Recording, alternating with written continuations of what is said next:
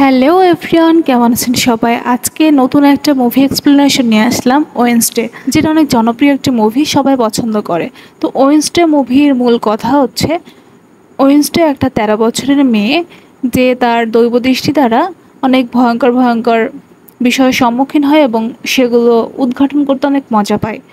Season 2-তে ওয়েডনেসডের উপর কোনো বিপদ আশঙ্কা দেখা যায়নি, দেখা দিয়েছে তার বেস্ট ফ্রেন্ড ইনেটের উপর।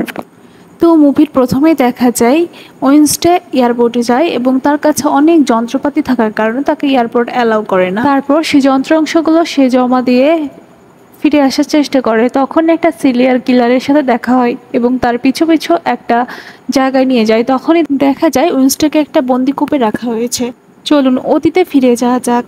গরমের ছুটিতে ওয়েডনেসডে তার স্কুলে ফিরে যায়।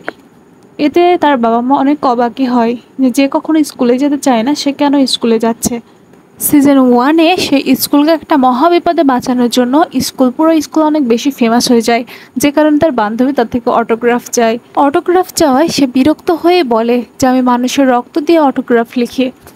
তারপর সেখানে তার পুরনো শত্রুর সাথে দেখা হয়ে যায়, যে শত্রু হিপনোটাইজের মাধ্যমে সেই মেয়েগুলোকে সরিয়ে দেয়।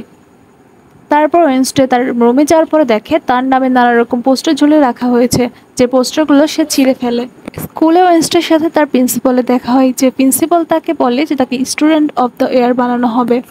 বাকি পার্ট দেখতে অবশ্যই আমার চ্যানেলটি সাবস্ক্রাইব করবেন। বাকি পার্টটা কবে চান সেটা কমেন্টে জানাবেন।